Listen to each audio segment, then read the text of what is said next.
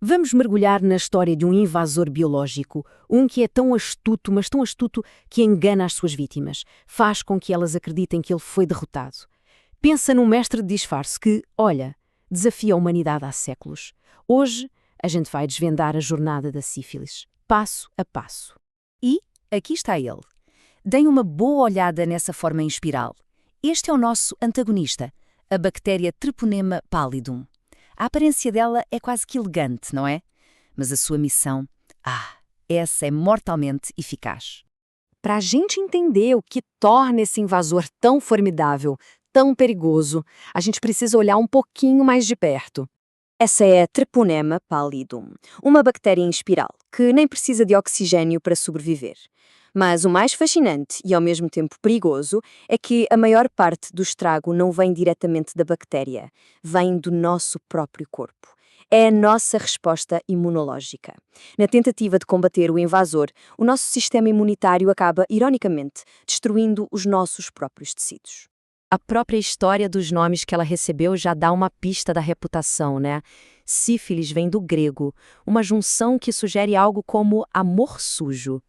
Já um nome mais antigo, luz, vem direto do latim para praga ou pestilência. Os dois nomes já mostram o medo e o estigma que essa doença carrega há muito tempo.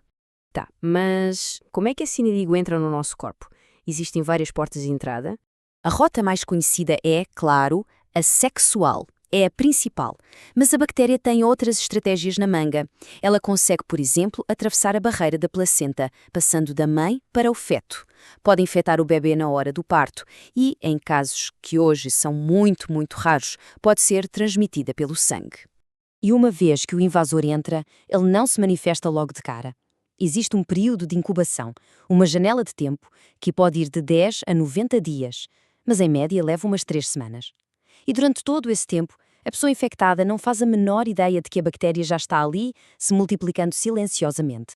Pois é, depois de semanas nesse silêncio todo, o invasor faz a sua primeira jogada.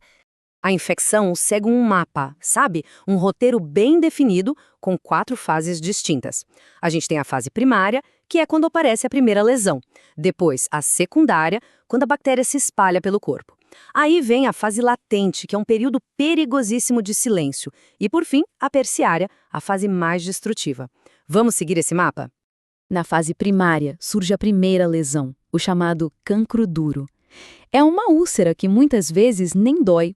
E aqui, atenção, vem o primeiro grande truque desse invasor.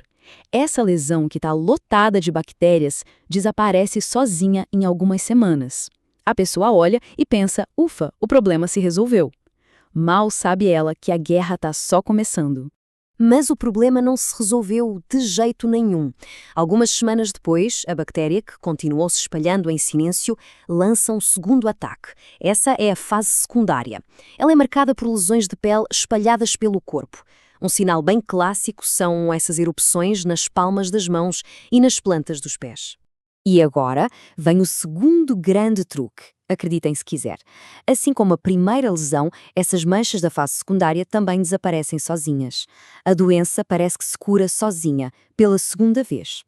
Essa é a arma mais perigosa dela, criar uma falsa e muito reconfortante sensação de segurança. Então os sinais visíveis sumiram pela segunda vez. O invasor parece ter sido derrotado, né? Parece.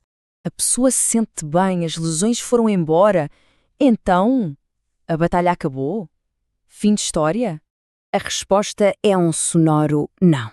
Na fase latente não existe sintoma nenhum. A pessoa se sente perfeitamente saudável, mas a infecção continua ali, ativa, escondidinha no corpo. A única prova de que ela ainda está lá é um resultado positivo no exame de sangue. Anos, ou até mesmo décadas mais tarde, aquele inimigo silencioso pode ressurgir, e ele ressurge para um ataque final. E esse ataque não acontece da noite para o dia. Pode levar de 3 a 12 anos, ou às vezes até mais tempo depois da infecção inicial, para essa fase aparecer. É um longo, longo período de silêncio que, na verdade, esconde uma bomba relógio. E quando essa bomba relógio explode, os danos são catastróficos. A sífilis terciária ataca o corpo inteiro. Causa lesões destrutivas na pele, nos ossos, ataca o coração, os grandes vasos sanguíneos e, talvez o mais assustador de tudo, invade o cérebro e o sistema nervoso, podendo levar à demência, a AVCs e até à paralisia. Mas a devastação não se limita a uma única pessoa. Talvez a maior tragédia desse invasor silencioso aconteça quando a pessoa infectada está grávida. O risco de passar a doença da mãe para o feto é dramaticamente alto, principalmente se a mãe estiver nas fases primária ou secundária, que é quando a carga de bactérias é maior. Nesses casos, a taxa de transmissão pode chegar a 100%, e mesmo nas fases mais tardias o risco ainda existe. E as consequências disso são terríveis. Quando a mãe não é tratada, a infecção resulta, em 40% dos casos, em aborto ou na morte do bebê, antes ou logo após o nascimento. É um número devastador, que só mostra a importância crítica do rastreio durante a gravidez.